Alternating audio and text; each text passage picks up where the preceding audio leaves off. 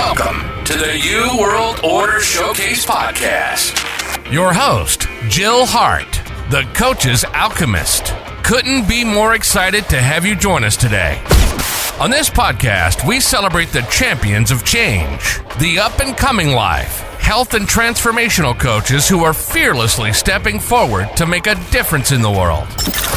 Get ready for inspiring stories, practical tips, and powerful moments that will motivate you to make a positive change in your life and those around you. We're happy to have you join us on this incredible journey as we dive into the world of life, health, and transformational coaches who are lighting up the path towards a better tomorrow.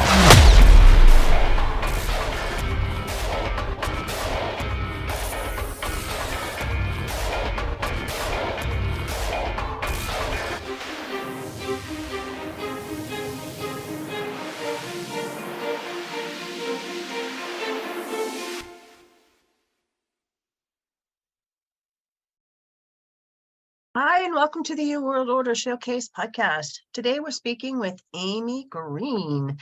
Amy is a financial coach. She guides her clients to financial possibilities they never knew were within their reach. She teaches her clients to learn sound money management skills and behaviors while coaching them to unleash the habits, mindsets, and beliefs that have held them back from creating a life they love. Amy's passionate about helping active families live without the stress, fear, and worry of money issues so they can live and leave a legacy. She is an engaging speaker on topics of personal finance and is the co-founder of Marriage and Money Mastery Program. Help me welcome her to the show, please. Amy, it's so nice to see you. I'm glad to have you on the show. Tell us a little bit about yourself. I know you've been telling me you're from New Jersey, but you're a financial coach. Tell us about that, how you got started, what you're doing. Absolutely, Jill. Thank you so much for having me. It's a pleasure to be here. And so, yes, my name is Amy Greene. I am a financial coach. I help people learn how to organize, prioritize, and plan their money. And so basically helping people learn how to pay off debt, create some margin in their life to be able to save for upcoming and known things, to be able to actually keep some of the money they make. So we break the paycheck to paycheck cycle and learn to build wealth. Ultimately, at the end of the day, we get out of debt, we have margin, we have savings, we can start to build wealth and leave a legacy. That is very cool. I know that I was looking at your website earlier and I know, and I'm going to ask you about this. I hope it's not too personal, but on your website, you talk about having IVS and paying for that, being able to pay for that. My son also had IVF with two of his kids, and he's really good with money. And he paid the whole way too. It's not cheap. And you want to talk about how you were able to do that? And right.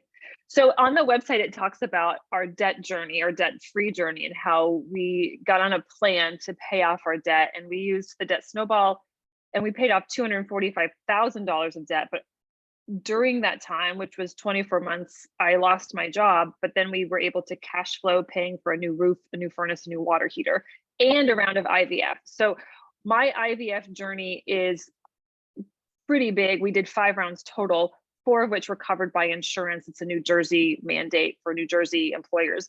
So we got 4 rounds covered. That 5th round was on us. And so we were able to afford it just by getting intentional with our money. You know, the budget is the absolute foundation. It is the number one tool I recommend everyone do. If you just start to budget, you'll see where your money's going, and then you get to choose to change it, right? So we were more than halfway through when we did that 5th round of IVF. So we knew it was coming. And so we were able to just stack a bunch of cash to be able to pay for it outright. And that's what we did, is we just wrote a check and paid for it. And so that felt great to do and not have to worry about any bill coming out, you know, later, or any interest on a credit card or debt of any kind for that. That is so fantastic. I mean, it's the ability to just pay cash for things saves thousands and thousands of dollars, tens of thousands of dollars, depending on, you know, what you're doing in your life. But maybe even hundreds, depends on how early you start. Yeah. And I'm sorry to interrupt, but when we pay cash, I think you're going to buy difference. if you're paying cash, let's say for a car, which a lot of people think is just impossible, and I'm going to challenge them that it's not impossible, but you're going to buy a different car. You're going to buy a completely different car than you would if you're just getting payments and you're like, oh, I can make those payments. And so there's that, but then there's also just, you're going to treat that object or that item differently, right? So I know for me, I bought my very first car when I was 16. My parents were like, you're going to get a job and buy it. And my first car was $700, and it was a little piece of crap, but it ran, and my dad is a mechanic, so he was able to help keep it running. But I'm trying to wax that thing, and there's no clear coat on it left, right? There's no shine. But I loved that car and took care of that car, right? And so I think when you pay cash, there's a certain sense of pride and ownership and accomplishment that comes with it. And then there's nothing that follows you behind, right? You don't have car payments. If you take a vacation, you're not waiting for the bill to come in the mail after your trip to Disney when you're like, how much did we actually spend? So it just makes things very clean and simple and peaceful. Mm-hmm. I couldn't agree with you more. And car payments are like the worst thing ever. They suck all your available resources out for nothing, and most of it's interest. Yes, and most of it's interest and depreciation, because that vehicle is depreciating faster than you're paying off that loan. And so by the time 2 or 3 years go by, depending on if you bought it brand new, but a lot of people become underwater in that car loan because they've had that car loan for 6-7 years, and the car's now worth nothing, and they owed 15 grand on it, and it's maybe worth 5, and so it's something to consider. We as Americans, I think, tie a lot of our identity up into our vehicles. And not me either. My car is 11 years old, and so it's just a car. It's just a hunk of metal. It's a machine that gets me from A to B. Now it's a tool. It's a tool, and when you can afford a nicer vehicle in cash, then you can buy one. But they're depreciating assets, so I just want people to be careful with how much they're spending on it, because they do go down in value. And buying a brand new car is a fool's errand in my world. Absolutely. Because you're rolling the dice whether the people that put it together that day were having a good day or the machinery was working right. Because if you buy a new car or a car that's got like 20 or 40,000 miles on it, the difference in price is enormous. Mm-hmm. Yeah. But that one that's got 20 or 40,000 miles on it, it's gotten all the shakedown happening. And you're going to find out if it's a lemon. You can get the car report. You can figure it out. Absolutely. And it's funny because everyone's like, oh, but I need a reliable vehicle, and I don't think I could have a used one because I need it to be reliable. And I'm like, I don't understand, because I grew up with my parents were driving old cars. My dad's car is 24 years old.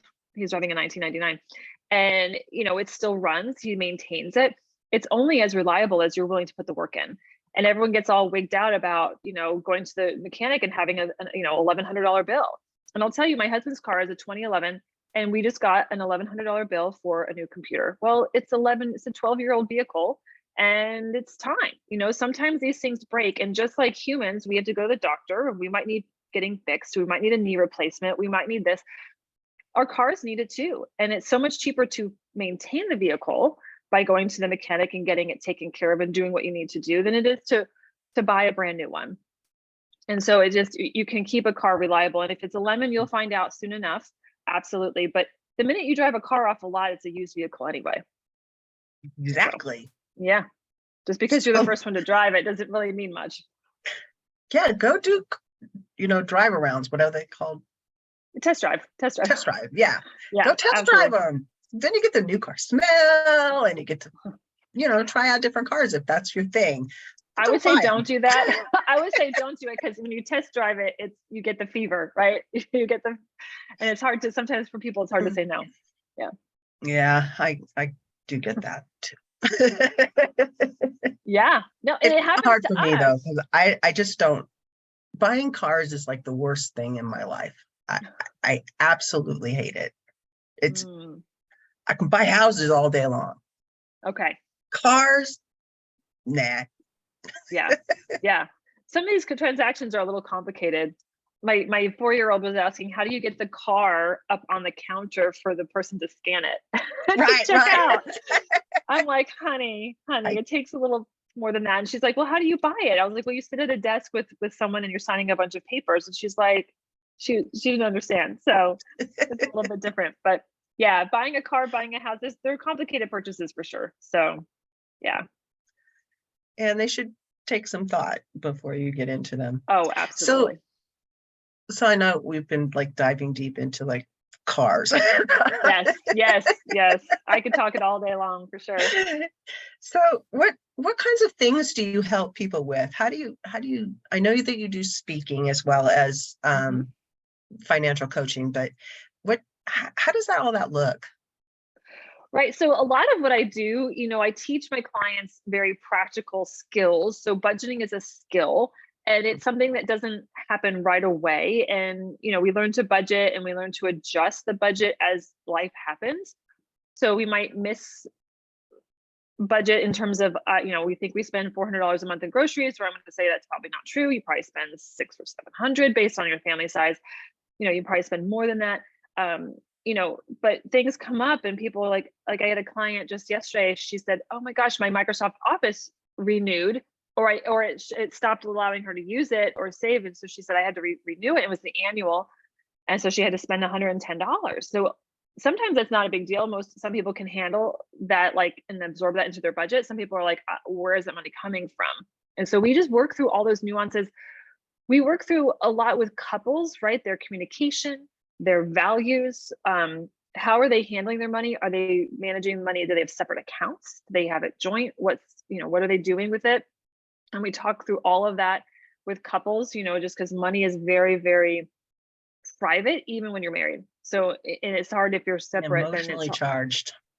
Yes, thank you. Yes, emotionally charged. So it's hard for some couples to combine, but creating that sense of trust and vulnerability to be able to combine and to work together is huge. I'll call it transparency too, right? So that there's no secrets with where money's going or what people are doing with it. We work on mindset. A lot of the way that we manage money today has to do with how we were brought up. What did we see in our household? Was it just mom managed the money, or was it just dad? Do we have a single mom? Do we have a single dad? Did our parents fight about money? Did they never talk about it? We just don't know. We had everything we wanted. My parents never told me no. All of those things add up into who we are today as adults and how we manage our money as adults. And so a lot of clients, if their parents never told them no and they got whatever they wanted, then as adults, they have a hard time saying no to themselves with limitations on what they can actually afford to buy. And so we go into credit card debt, we go into other debt. We're taking big trips. We can't say no. We can't say no to our children. So it becomes a snowball effect of financial challenges in that we don't have boundaries. And so we talk about all of that. We talk about what was it like growing up. We talk about, boundaries. Do we have any? Are there family members? They have other clients, supporting their parents, their aging parents, because their aging parents have nothing. They're living on Social Security and they're having to help supplement them in some way or care for them in some way. So there's lots of nuances with money and it affects every single area of our life. And we'll even talk to, of clients who are like, I am just, I have no time. Then we start talking about, well, what does your day look like? How are we structuring it? What can you say no to? And we'll go into just time management skills, because how you manage your time will also impact how you manage your money. And those are two very valuable resources in time you can't get back. And so we start to look at your values, with clients. What do you value the most? And are you putting your time and money into those things that you say are most important? So we just work on that. So we can work on a whole bunch of different things as it pertains to money. And we walk through it. We walk through kind of what's happening in people's lives. We're learning these behaviors. We're changing habits. We're creating new ones, getting rid of bad ones. We're changing our mindset. And we're looking at all the pieces that we need to create a very well-rounded financial plan. So we're looking at things, estate planning and life insurance and kids' college and all the things that come down the line. What are we doing about retirement? Oh, I've got an old 401k or in this company. Well, what do we need to do to kind of bring that back into our ownership and making sure we're making the most of it? So there's a lot that we can talk about and it goes through, every client's a little bit different, right? So we just see where things take us, but I'm working with them to reach their financial goals, what they've said that they want to accomplish. So I kind of know the answer to this, I think, but for our audience, how is what you do as a financial coach different from what somebody like Dave Ramsey does? So good point. I actually trained with Dave Ramsey's company. I followed his plan as well. So his baby steps. He teaches how to do it. He teaches, how to save. He'll tell you, go get a budget. Here's how to budget, and he'll teach very basic budgeting skills. I dive in with my clients to show them, no, go click on this and click on that and move this here, and here's how you do it. And I teach them the nuts and the bolts of using a budgeting tool. So I'm holding people's hands through this process, right? And I'm not here to force the baby steps on anyone. So clients who are like, I don't really want to get rid of my credit card, I'm like, you don't have to, but let's make sure we're using it responsibly, and that all those transactions you're charging on it are within your means, they're in your budget, and then we'll just pay it off at the end, in the next month. So we work to make sure that we're being very responsible and disciplined with it. If it gets out of hand, then we'll have a discussion about, well, maybe this is not serving you, maybe we should get rid of it. So we work through that with every couple. So what I do is very similar to Dave, and I really believe in people getting out of debt and paying cash for things. But if you have a credit card just so that you have a credit score for whatever reason, fine. But let's make sure we're using it wisely. That's a good answer. Thank you. I think some people look at Dave Ramsey's stuff, and I admire the man. He's filled a need that's been out there, because people, for a while, it was just like everybody's free for all, go crazy, buy a bunch of junk. Yeah. Excuse me. Oh, I'm so sorry. But and his snowball ideas is a good one. It's been around for a really long time. But his getting the message out, I think, was really important. Yeah. But it's nice to see people like you coming along, Amy, that are actually helping people make progress in doing what he teaches. It's different than, you can tell somebody how to do anything, but unless you actually get in there and get in action, and you start to see, oh, well, I don't really understand this. And it can be really frustrating for people when they're trying to do things and they think they're doing it the right way, and then they're hit with, it's just not working. Things come up, because sometimes, it's life. Stuff is gonna happen that you don't expect. Right. Which is, I think, where you come in, and it's like, we're gonna expect that stuff's gonna happen, and I'm gonna be here to hold your hand and help you get through it. Right. Yeah, I liken what I do to a personal trainer. So you can read a book, join the gym, take a class, or hire a personal trainer.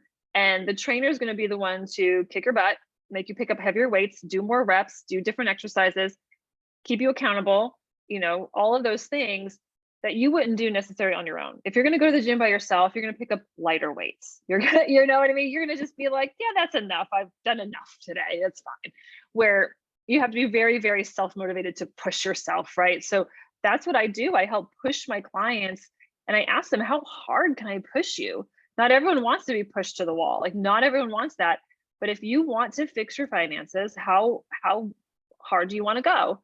We can rip off the Band-Aid. We can take a slower route. We can, figure out some things that we might need to put some fires out first. So we work through all of that. And so, I have that more, that one-on-one, Zoom screen to Zoom screen, if you will, assistance, where I can help be in it with them, right? Where Dave is he's teaching from a stage, he's teaching from a video, he's teaching from a book, the podcast. You can get great ideas, but if you're not self-disciplined, self-motivated to walk through some of this, and a lot of it, there's a lot of people, I'll call it the ostrich syndrome. They bury their head in the sand. They don't want to look at it. But if they know that someone's with them to hold their hand and to turn on the light with them, and to open up the closet and look for the monsters, we're going to see that there's no monsters in the closet, but there might be just a lot of mess. It's messy. So let's just go ahead and open the bills and figure things out, and we'll do it together. And so that's where I come in. That's great. So you just do one-on-one coaching? Do you do group coaching? How does the one-on-one coaching look? Right. So I do one-on-one mostly. I have started a group coaching program. I just finished our first round of Marriage and Money Mastery. So that was for couples. We're looking to turn that into an online course.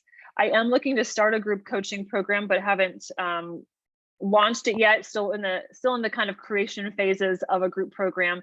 And then one-on-one coaching is typically a 6-month commitment to start.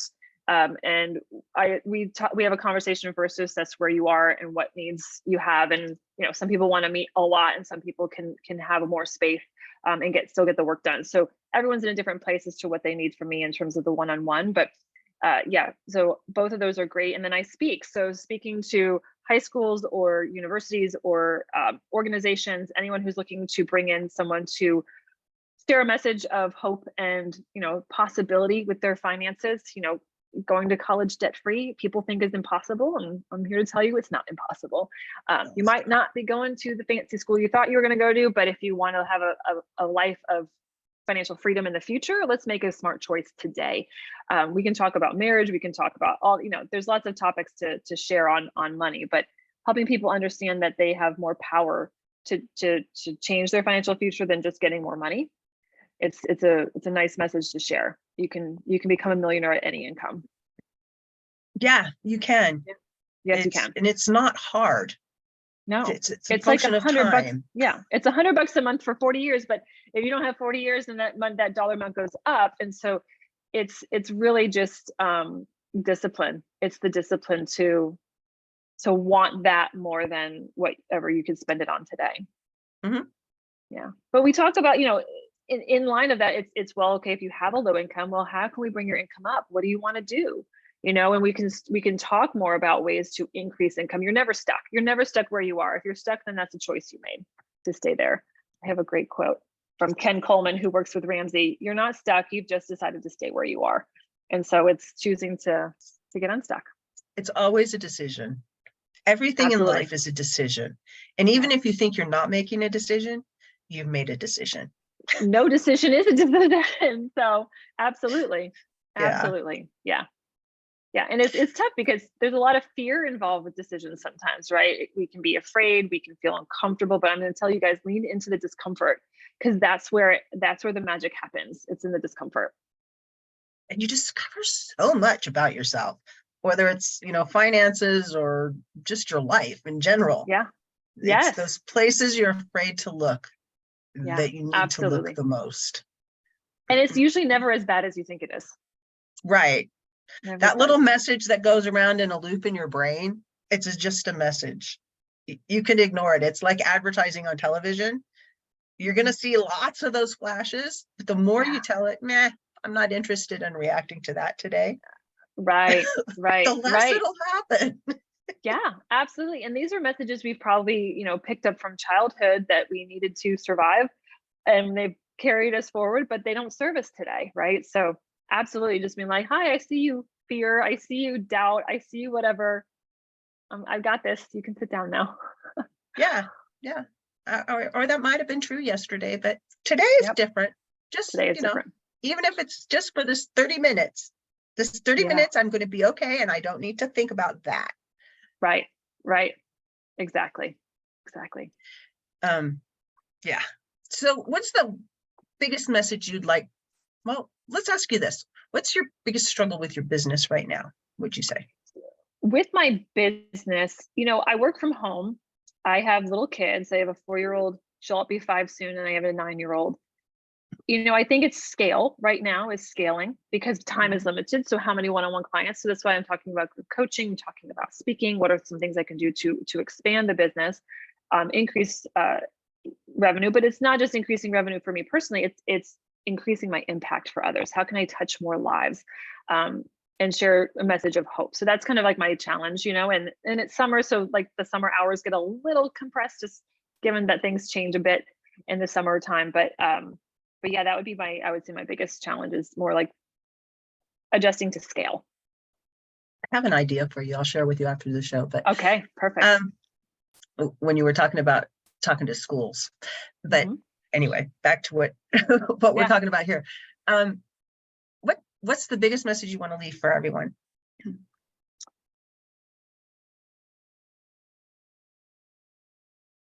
I want you to know that the life you dream of is possible for you. Now, it might seem very far off. It might seem completely impossible. But what can you do today to take one small step towards that goal? And how we accomplish things is just one small step at a time. And regardless of your income, because I've worked with people at all income levels, and everyone can be broke at any income level. But anyone can become wealthy at any income level. Now, obviously, it's easier for people who are on the higher end, but even if you're on the lower end, you can become wealthy. It's just a choice. And so I firmly believe that anyone can become wealthy. I think it all comes down to it's a decision. Yeah. You make the decision that you want this to be, and we're always creating our reality, and one decision at a time. And you never sow in the same season that you reap. So that you're reaping the decisions that you made yesterday and the day before and the years before. But if you make different decisions today, you're going to be reaping a different result in the future. Yeah. And sometimes it doesn't take that long for your little seeds to grow. Yeah. And you know what? I really want to, there's also this message of that little things add up over time. So there's this example of how, when asked whether or not you want $1 million given to you right now, $1 million, or do you want a penny that doubles for 31 days? And most people pick the $1 million, but it's because we don't understand compound interest. And a penny that doubles every day for 31 days ends up to being over $10 million. And so if we're able to just take a penny today and 2 pennies tomorrow and 4 pennies a day after that, by the end of a month, we'll have $10 million. Is it worth the wait? Right? Yeah. And so that's just a small example of, or maybe a dramatic example of the power of compound interest. And the compound interest is you just being diligent over time, consistently diligent over time. And that could be, saving $5 a month. It could be, whatever it is. But it's those small habits that add up over time. Small habits, and being aware of opportunities when they come along, and being willing to take other people's pay for experience when you can, to shorten the learning curve. Yes. And I tell clients that, when people are like, well, why would I hire a financial coach when I can do this? And because you're going to shorten your window of progress. Could you do it faster? You can go fast on your own, but you'll go farther with a coach, right? That's just kind of how it works. So there is an investment involved. Spend the investment, or you can get the education quickly and start taking action to see results quickly, or you can do it yourself, and you're going to spend that much money and more, and eventually you're going to spend that same amount of money on a coach because you'll realize that you really can't do it on your own. No, that's very true. Yeah. And that's the thing when I think about clients that I want the clients who are either willing to take the risk of investing in themselves when they work with me, or saying, I'm going to go make the money somehow, and I will, and I'm going to come back. So those are the people that are ready to get after it, so they tend to have the most progress. And when you pay attention. So people are going to be like, well, why would I pay money if I could use that towards debt? I've had people say that to me, and they don't work with me. And then months go by and I was like, hey, you didn't want to work with me. Have you used my fee times whatever, times however many months, have you used that to pay off debt? And they were shocked. They would ask that question. I'm like, well, if the point of not hiring me was to use the money you would have paid me to pay off debt, why haven't you paid off debt? What's going on? So it's always a question just to ask yourself, how can I invest in myself to move myself farther along towards the life I want to live? Indeed. So how do people get in touch with you, Amy?